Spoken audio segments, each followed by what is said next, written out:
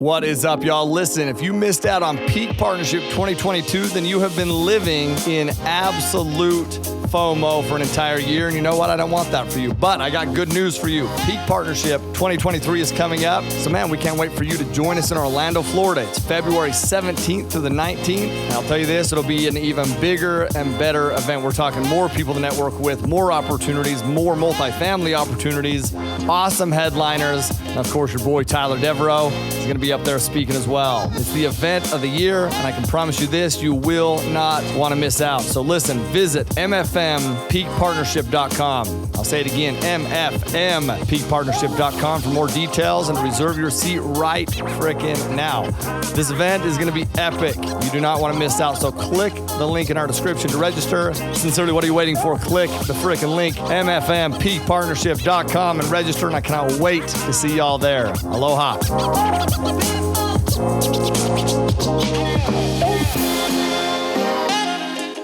All right, aloha and welcome to another Aloha Friday episode with Tyler Deveraux. Man, we have an absolute beast with us today. Charlie Rocket, man, welcome to the podcast, bro, and thank you for being here. What's up, baby? Dude, I am so excited for everyone to just to unpeel these layers, bro, and to get to know who you are and what you've done. Dude, going through like some of the bullet points that Nico put together, right, and things that we've chatted about and just uncovered some of your story. It's like, are you shitting me? This dude has done this? He's done all these things here? It's crazy, man. This is what I want to start with. Like, first off, Charlie's going to be at Peak. Those of you who are attending Peak, you're in for an absolute treat. You'll see that today. He is just a genuine soul, man. If you haven't, dove into his content, dive into this dude's content. He literally makes dreams come true for a living. I told him off camera, I was like, dude, you have the best job in the freaking world, man. Best job in the world. But hey, here's where I want to start with this, man, because you've overcome crazy challenges. You've been, Can we start with the Grammy stuff, though? Because I didn't know the Grammy stuff until today, they told me. I don't know how I missed that in my research, bro. But you have Grammys that you've won. Is that correct? Yeah. Bro, walk me through this, man. Tell me who Charlie Rocket is and what you've done, bro. It's crazy. Well, I would say on the Grammy side of things, that was like my former life. I've lived a couple lives, but I used to manage hip-hop artists. I managed 2 Chainz, Travis Porter, Young Doll, Bankroll Fresh. I had a really big management firm in Atlanta, Georgia. And we got all the way up to, nominated for 5 Grammys, got the win one.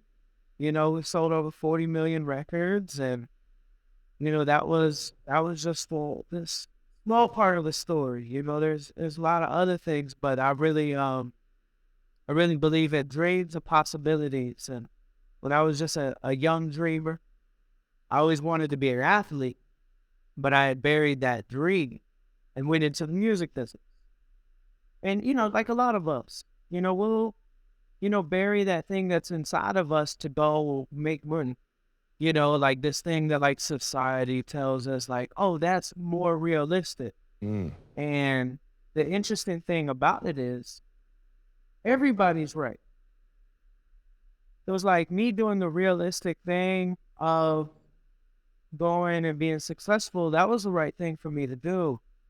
But my dream that I buried, it was also very right for me to go chase that as well. And it's okay to have everything. It's okay to turn off that part of our brain that says you're not deserving, and instead be like, no, I'm deserving. Yeah. Even if it doesn't make sense. And I walked away from the music business when I got diagnosed with a brain tumor. And I went to go chase my dream. And the most amazing thing about it was I went from winning Grammys as a music manager to winning an Emmy as a Nike athlete. And I got to help produce the biggest Nike commercial of all time. And I got to experience my dream. And I reversed my brain tumor. I did an Ironman in New Zealand. I rode my bicycle across America. And bro, I just believe it bleeds, y'all. Think about, like, is this still crazy for you? Like, think about the things you just listed off. Is that still crazy for you to, is it still crazy for you to hear like, oh shit, man, I did that? Is that crazy? It is. And It is. It's crazy because it is crazy. And I love crazy. Crazy's fun, man. Crazy is fun, Crazy dude. is fun. And it all starts with that Crazy's way belief. more fun than realistic. Yeah, amen, bro. Freaking man. Crazy's way more fun than realistic. Like that unrealistic optimism is a beautiful thing. So I wanna backtrack a little bit, man, because you chase this, music business, make some money, and then you just kind of skipped over this brain tumor part. I wanna drill down on that real quick. How old were you when you found out about the brain tumor? What about that made you decide to leave the music industry? Can we just chat about that? I'm very curious about that. Absolutely. So I was first diagnosed with brain tumor when I was 17. And the doctors were able to control it. And I was good for 10 or 11 years until I got to be 28. 28, it came, this raging back, was wrapped around, was putting a lot of pressure on my optic nerve, wrapped around the carotid artery that was going into my brain. And it was about the size of a really big, lemon. Wow. And I got scared. I got scared that I was at the end. And that's really was the greatest thing that could have happened to me. I have a lot of gratitude for the brain tumor because it directed me. I feel like if you have something, or maybe not everybody, but at least for me, having something that really challenges you, it's not, sometimes that redirection is like a form of protection. And that's what brought my dream back into life. And I wanted to change everything in my life to where I wanted to almost have a rebirth. And so I started getting rid of things because I wanted to start over if I was going to live. I was I was rebirthing myself. So I started getting rid of simple things, but I got rid of television. I got rid of meat and dairy. I got rid of social media. I got rid of my business. I left. I even left my city. I moved to LA, and I was I'm going to start over, and let me see if this is if my dream of being an athlete is what's meant for me. And I healed. My brain tumor shrunk. I had lost 130 pounds. And I got to experience a lot of magic, a lot of manifestations that just were coming to light as I'm pursuing this thing that was magically put in me as a child. I reactivated it, and I felt like I was being helped out by God, with my mission. It wasn't all me. And yeah, that's the magic of dreaming, but also believing. Yes, dude. It's crazy how much this belief can spark things, right? I was chatting with Inky Johnson, and he said something along the lines of the belief can be bigger than the person, or the belief can be more powerful than the person, right? And that can work into our favor or our detriment, right? This belief of you know what? So many people get stuck in this job, stuck in this, path, and they're well, I'm just stuck. They feel stuck, right? But the beauty of what I just learned from that is when you have this life-altering event happen, you're well, no, dude, I'm not stuck in anything. I can literally restart because what? I was nervous that I was going to lose my life, and now this change? That trial strengthened me to be able to do whatever I want to do, right? And now it's well, what do I have to lose from going for it, right? What do I have to lose from just believing that I can do those kind of things? And so, bro, I love that you did that. I love that you change your environment as well. Because I believe that that's one of the quickest ways for people to just change their state, right? If we're not where we want to be, change your environment. So you did that, man. I also, and I just want to take these takeaways, and I'm going to ask you another question, but I just learned so much from what you said, because it wasn't about what you did, it's about what you didn't do. You were talking about, that's what you led into. You talked about, I stopped doing this, I removed this, which allowed you to add the other things. So many times people try to add without taking away, right? Did that just happen naturally, or did you do that consciously to take those things away? honestly, it was like, this might sound weird, but like I remember the day I deleted social media. It was almost like God just told me. And I pulled over on the side of the road and I just deleted it, and I was done. Like I left for a year. I was like and then like removing TV, removing. I remember even the day I went be here. Like it was like, yeah, like it was almost like these like moments of like a voice that's telling me, and I was just like, all right. Like I just let it go, and I was like, okay. Like, I ain't got no other choice. Like, I need to do something different. So why not be excited about being the opposite of who I was? Mm. Like, why not get excited about being a whole new person? Yeah. That's like, if what I've been doing hasn't worked, why hold on to who I am? What is the opposite? Yes. That's powerful though, man. I love that.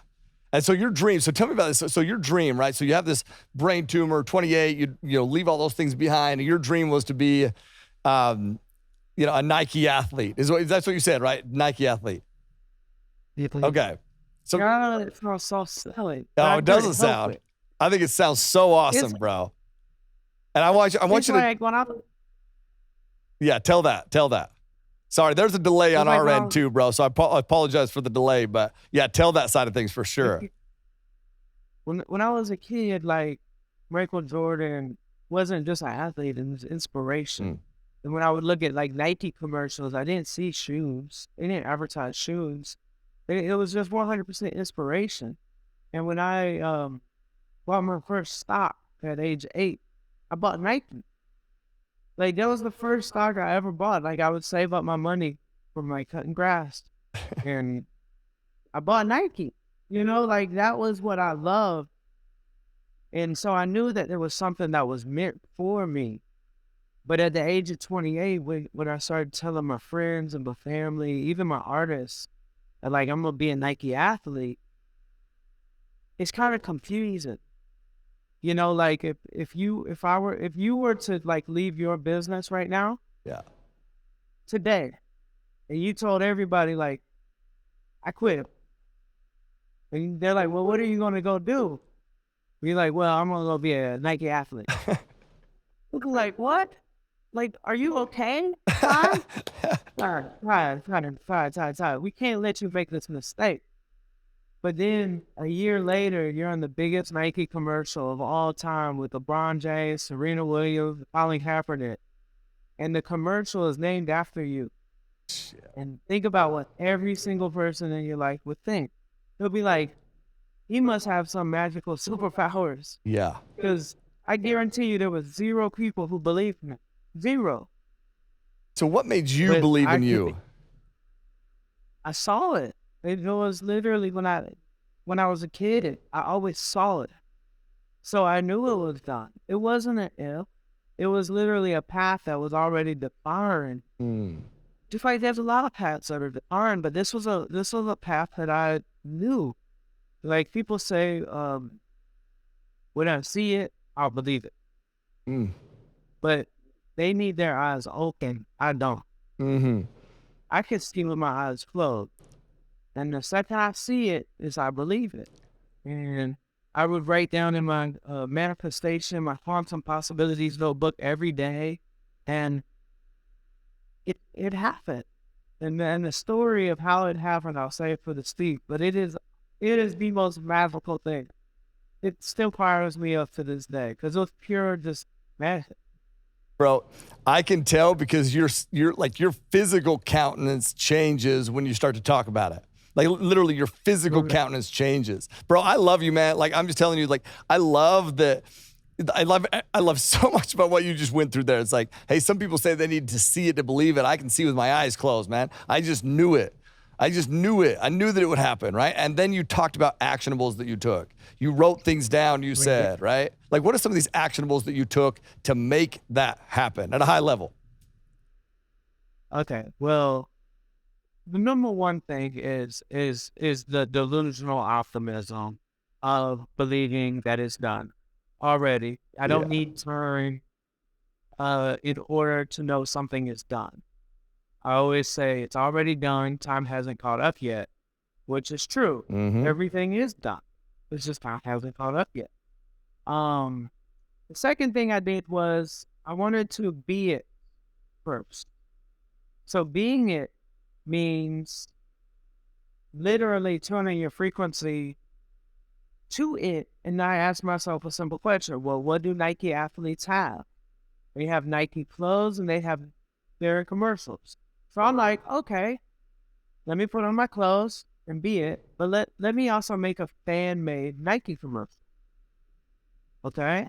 So that is being it. Yes. And I needed to make a commercial that was Nike grade. And through my research of calling my friends who are filmmakers, they said that it's going to be probably about like a $60,000 production to make a Nike grade commercial on the low end. Yeah. The big ones, they can be up to, $3 or $4 million. And I told my friends who are filmmakers, I said, well, I need somebody who can shoot, who can edit, who can score, who can color grade, who can do the music and the soundtrack like Hans Zimmer style. And they said, Charlie, like, you're not going to find somebody who can do all those things. And I said, yes, I can.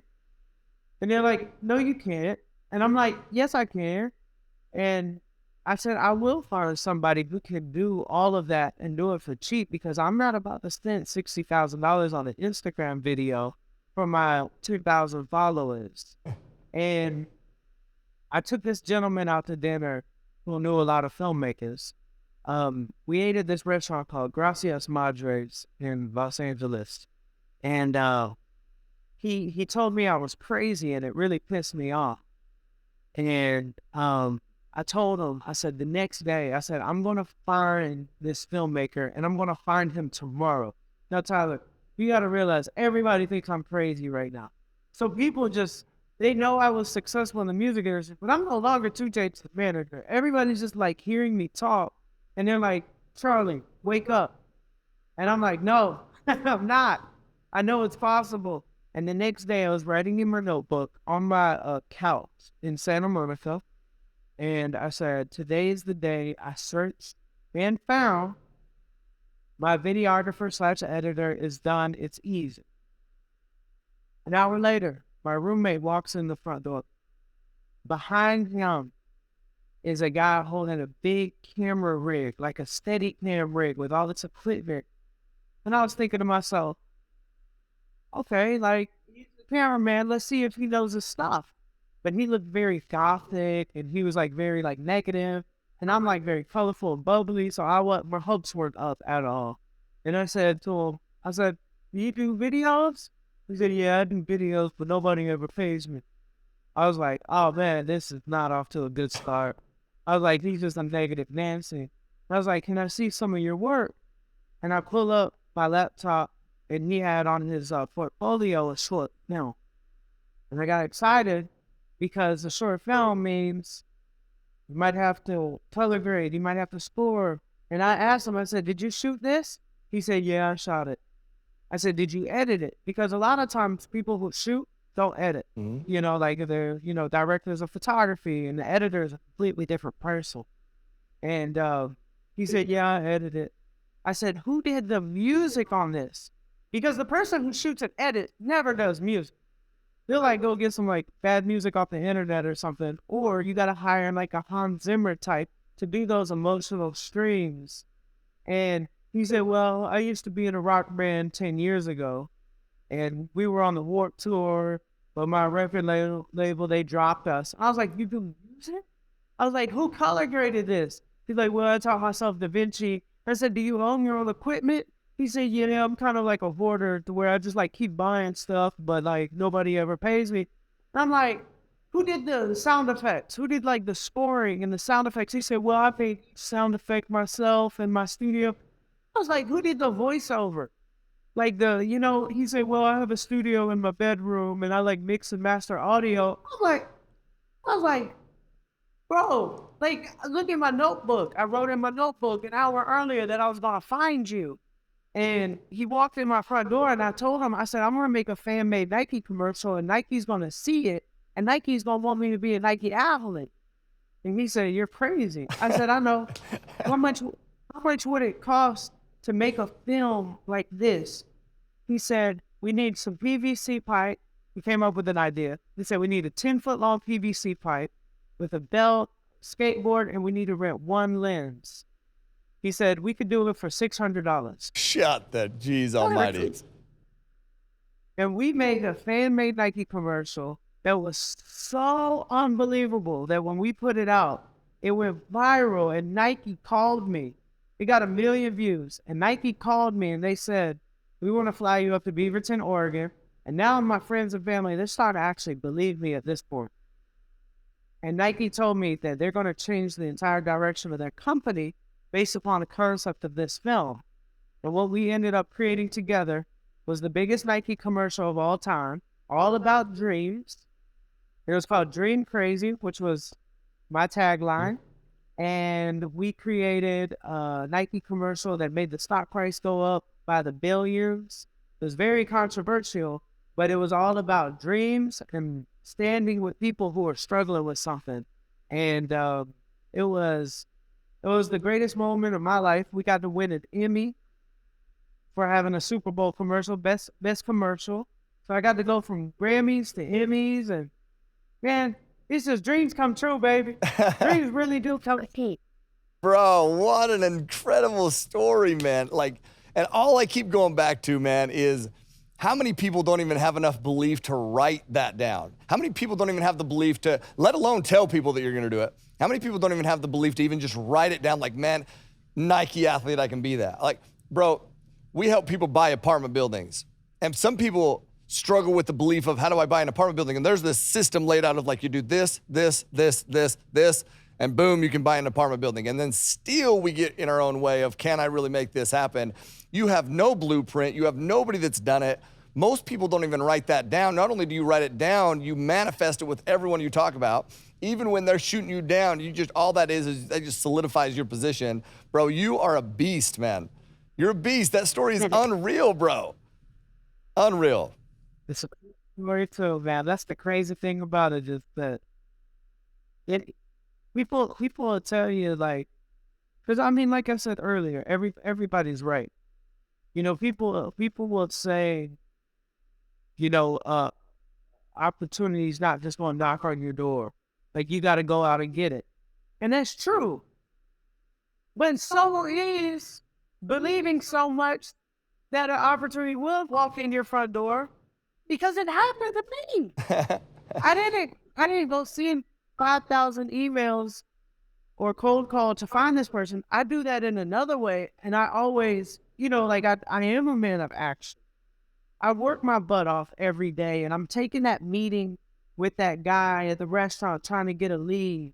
I'm putting in all the action, but the opportunity still walk through the front door. So it's important to have both almost energy systems activated. This is what I can control path, but then this is what I believe is possible path. And not to have one or the other, because if you're only, I believe it's possible, but no action, then you're just like in your house all day just dreaming.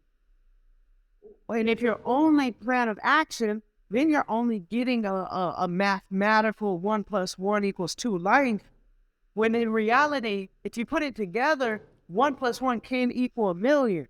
It's possible, and very successful people have proven it over and over again, because the very successful people do work as hard, well, sometimes a little bit more, but there are people who don't get what the very successful people get, even though they spend the same amount of time. But it's that level of belief and the level of manifestation, and there is a level of magic that's at play. But so many times in the personal development space, you got the hard asses, and then you got the hippies. Everybody's right. There needs to be a little crumble of both, but I think like the magical kind of mixture was, you know, I guess the Dale Carnegies and the, you know, like they talk about it a little bit, you know, like even the Think and Grow Rich. Like there's this magic that exists in business, as well as the I'm going to go pound the pavement, because pounding the pavement works. but also don't forget to have the magic too. Bro, I needed this today. Like I did. Like we're not even done. We ain't done yet. I'm just telling you, like, I needed this. Our taglines, think bigger, bro. Like I'm all about thinking bigger, living better. Like, but bro, I needed this today. Like you're inspiring, my man. You're very, very inspiring. And your belief is so strong that it helps other people believe. Like literally, I'm listening to you. I'm like, well, shit, man, what am I fucking sleeping on? What am I sleeping on? I need to dream bigger, man. I need to dream crazy, you know? Like, shit, man. It's like, you're inspiring, bro, and I appreciate that because surrounding yourself with people like yourself enhances belief. It enhances belief because, once again, you believe so much that, man, why wouldn't I believe? Like, no, I feel it, bro. Your energy.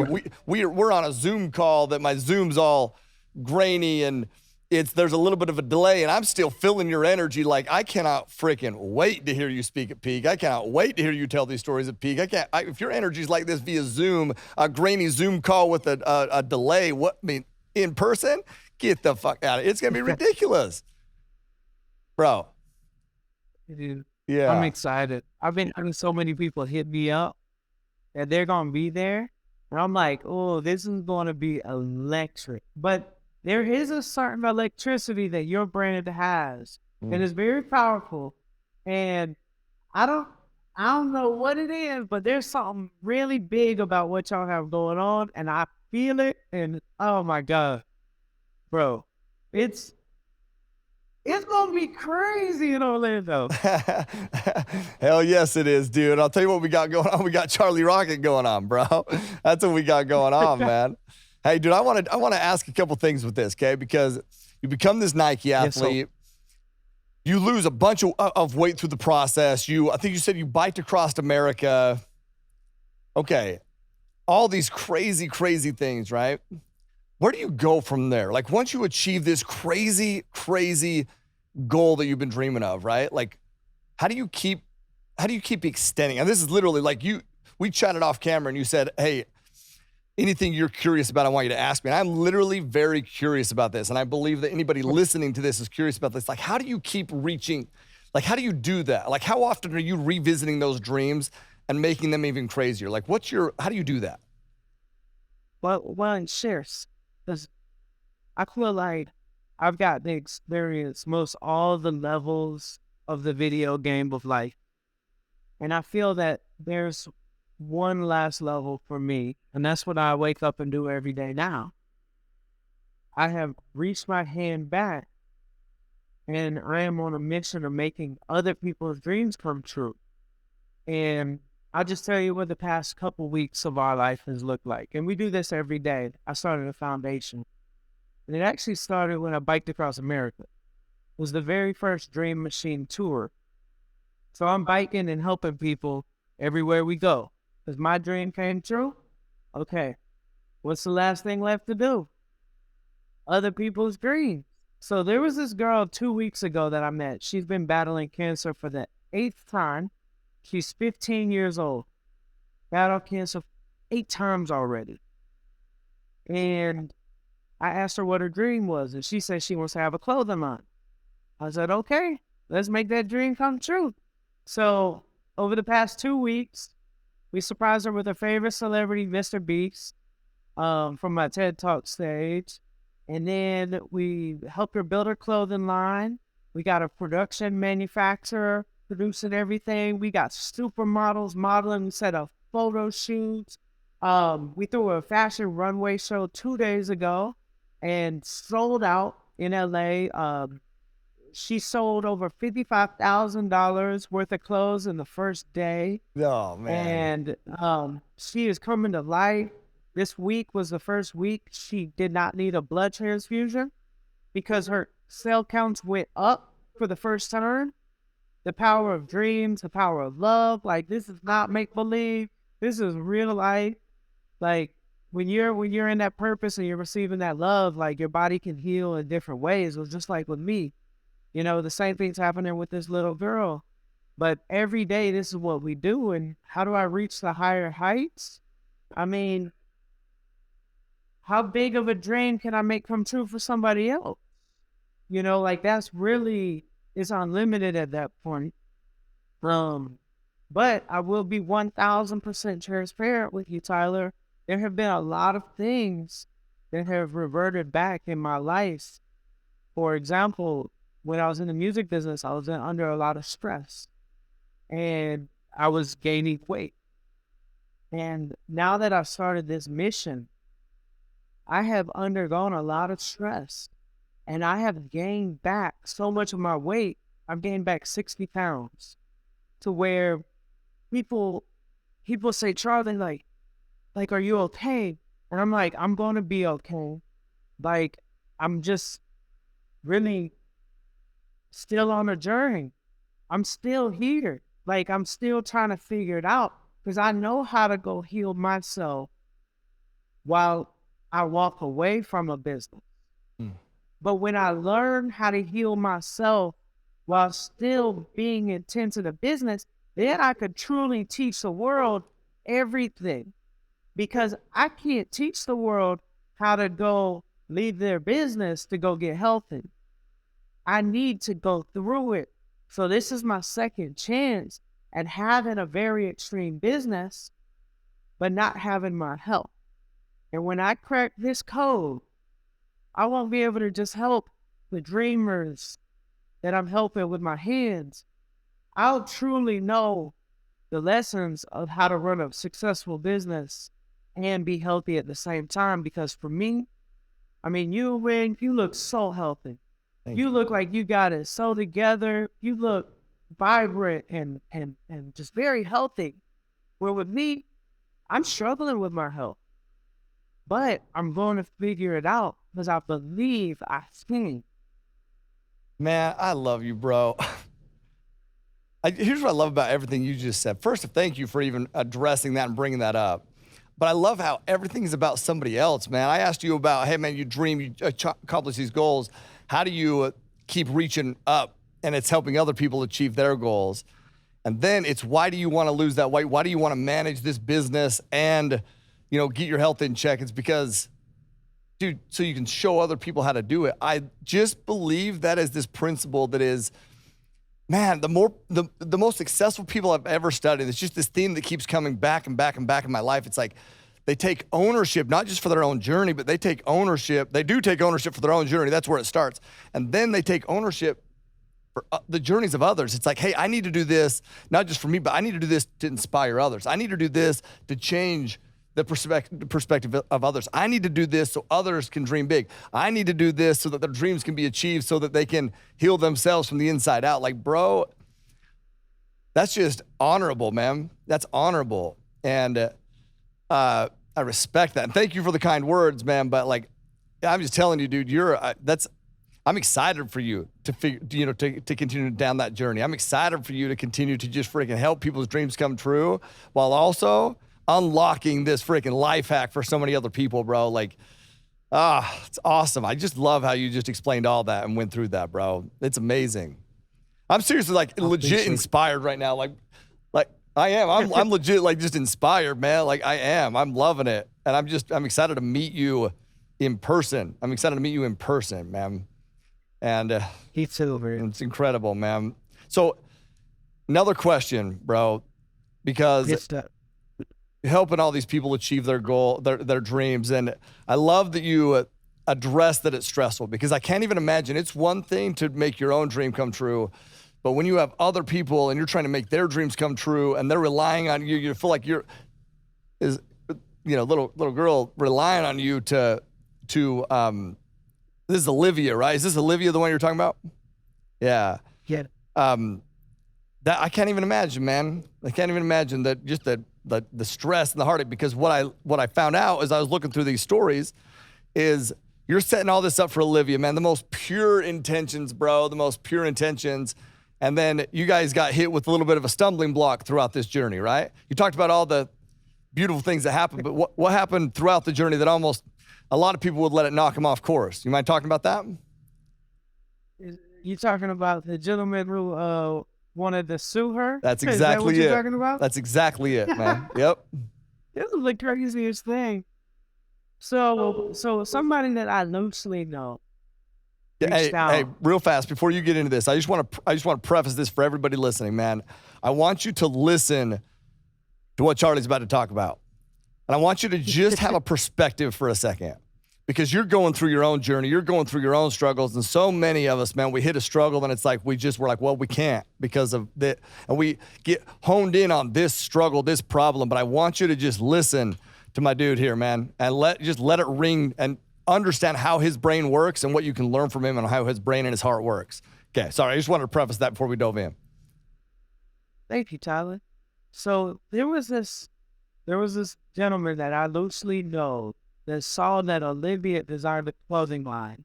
And Olivia, little girl, she wanted to name her clothing line Dreamy, Dreomi. And she wanted to make a cloud that has a smiley face. And I thought it was the cutest thing ever. And this gentleman who owns a clothing line, he's a big businessman, successful, connected to a lot of people. First I reached out to him and I said, is this okay? I wanted to be something. I wanted to check in, do the right thing. So this businessman, he said it's too similar. It's too similar to their brand. And I said, well, what can we change that makes you comfortable? He said, just change the name. And I was like, okay, we'll do that. And then he came back and he says, no, this is too similar. I don't feel comfortable with this. I'm like, it's a little girl in her dream. What are you talking about? I'm like, this little girl, this is what she wants to do.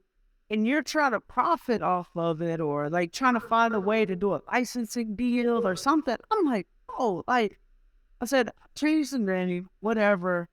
And then he just started, I guess, attacking a little bit. And he was just like, are you sure this attack you want to go down? I was like, bro, if you want to sue a 15-year-old little girl, there'll be probably a line of attorneys who will fight for her for free. Kim Kardashian might even represent her, for all I know. Like, I was like, little girl has a dream, And I looked at it as a roadblock, but I wasn't going to let it stop her. And we changed some things, a little bit, but I said, you know what? I just want to fight for her dream.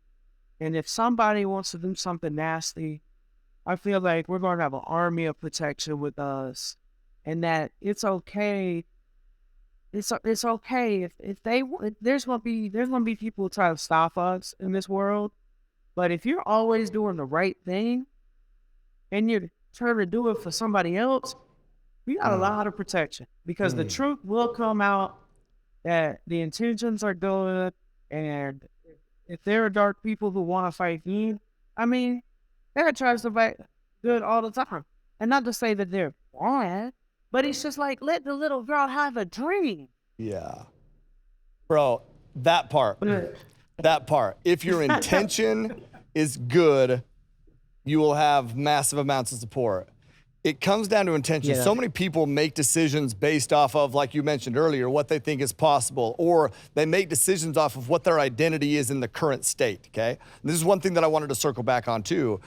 What you really, I believe, one of a pivotal moment for me as a person is I started making decisions in line with my intention. I was like, man, I want to do this because I know my intention's pure. Because what I was dealing with is, it's like, dude, I'm reaching big. I'm trying to achieve things that nobody I know has achieved. And I almost felt guilty for it, bro. Charlie, I felt guilty for it. I really did. And then I was like, whoa, why am I feeling guilty about that? Like, my intention is pure. My intention is pure. And it helped me understand, like, no, dude, chase that thing. And then what that has done is it allowed me to continue to enhance my intention, give back this way, right? But I want to circle back on what you said, because when your intention is pure, dude, go after it, right? But you have to really hone in on what your intention is. But I want to circle back to another thing that you had mentioned around this, because you said about the Nike athlete. You said, this is a success principle, man, a success hack that I just want people to take. You said, okay, I want to be a Nike athlete. what does a Nike athlete do? And then you started to act like that future self right now, man. Not when it happens. No, you start acting like that right now. Like, did you do that intentionally? Obviously, you did it intentionally, or is that just who you are and what you do? It's what I've always done. When I was in high school, I wanted to be a businessman, and so I dressed up as a businessman to go to school. I put a suit on. I had a briefcase instead of a backpack. And for about 2 weeks, a couple of my close friends like tried to pick on me, like the close people. And it was just like, I realized that people don't like change. People don't like where they can't understand you or control you. And they saw it grow. But I became a successful businessman. Yeah. And then, like I dressed up as, there's a study that they did with kids. Like kind of the psychology studies where they have like a controlled environment. Mm-hmm. So they took 3 sets of kids. In the first set, they put in a room and they wanted to see how long it would take before they quit trying to solve an unsolvable puzzle. So they gave them an unsolvable puzzle. They're trying to see how long before they quit. And first group, I'm going to butcher the times. I didn't memorize the times. This is just theoretical, but actual study. The first group of kids, they gave up after like 5 minutes. They put a second group in, but they asked them, who's your favorite superhero? Or a kid said, Spider-Man. He said, okay, act like Spider-Man, and it's Spider-Man's job to solve this puzzle. So they lasted like 20, 30 minutes. So like a significant increase in endurance just by having an identity in your mind. But then they put the third group of kids in and asked, who's your favorite superhero? And so they gave them a Spider-Man outfit. So now they're dressed up as their identity, not just in their mind, but physically. And it was like an hour before they tried giving up. Wow. So what I always did as a kid was when I wanted to be a businessman, I named myself CEO Charlie. And if you notice, my email is still CEO Charlie, And when I wanted to become an athlete, I named myself Charlie Rocket. And when I want to be a philanthropist, I named myself Big Dream. So it's like I always give myself this identity, but then I wear it, and it helps me endure, but it also keeps me believing. You see what I'm saying? Oh my, bro, so much. I see what you're saying. You actually just unlocked something to me that I don't think that I know that I didn't realize that I did this. I wanted to be a speaker, bro. From the first time I saw somebody speak professionally on stage, it's like, I want to do that for whatever reason, bro. Like I just wanted to do that. And I remember his name was Jim Anderson, by the way. And Jim Anderson wore Allen Edmonds shoes. That's the kind of shoes he had. And I remember asking him like, man, what kind of shoes are those? He's like, they're Allen Edmonds. I'm like, cool. I'm like making her note. And I go, like this is back in the day, dude, they're a couple $100. I'm like, oh shit, I don't know if I can wear Allen Edmonds, a couple $100, like I was like, that's a lot. But I bought him, bro.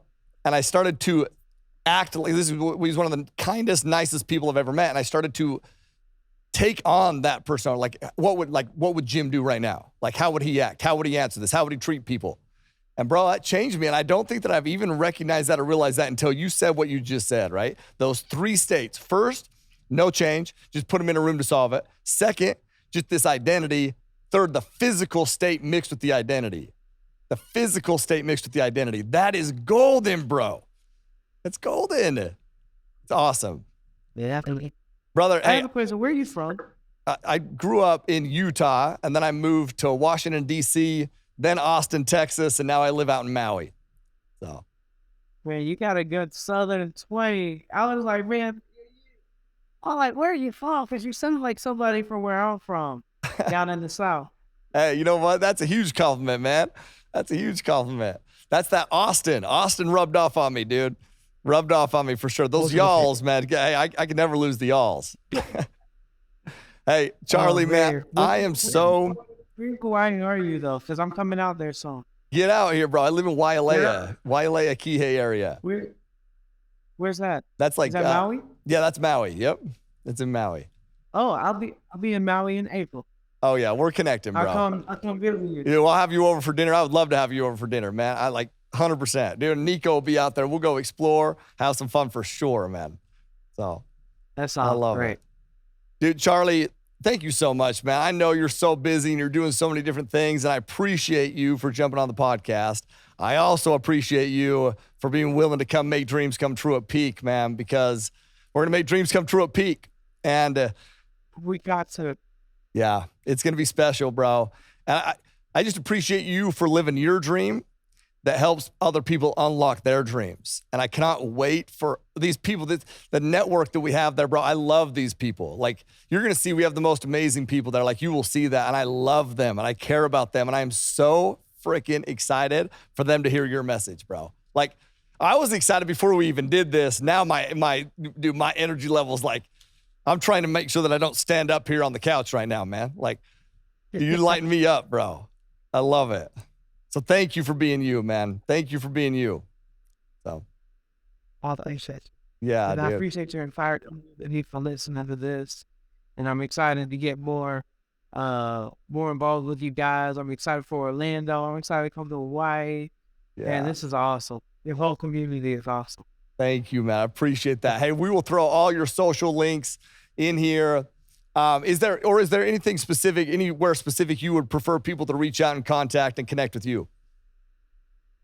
If somebody wants to donate to our foundation, I'm always going to push my foundation. Please, yes. If you ever want to donate to our foundation, go to dreammachineUSA.org. That is the most important thing I could ever direct anybody to do, because we do have a vision to make 10,000 dreams come true a year, like how Make-A-Wish does wishes. We want to be this like new age Make-A-Wish that's a lot leaner, a lot less top heavy, but more impactful. And we're building the roadmap for that right now, and we need amazing supporters to help us. Bro, absolutely we'll put that in there. I will post that on my socials. I'll push that at Peak. I'm all about it, bro. Yes, we'll push that for sure. Love to. Yeah, that's awesome. Hey, for those of y'all out there, I know, man, if you're listening to this, you just gain massive value from this dude. More people. He already has everyone on the damn world follows Charlie already. Millions of followers, for hell's sakes. But regardless, you go share this. Maybe there's somebody that you know that doesn't follow this dude and they need to follow this dude. Share this thing, man. Let's get 10,000 dreams. I thought you were going to say 10,000 dreams, period. You said 10,000 dreams a year, and I was like, fuck, of course 10,000 dreams a year. It's crazy, bro. It's dreaming crazy, man. Yes, sir. I love it. Appreciate you, man. Hey, everybody out there, go once again, share, hit up Charlie, donate, and live always with Aloha. Peace.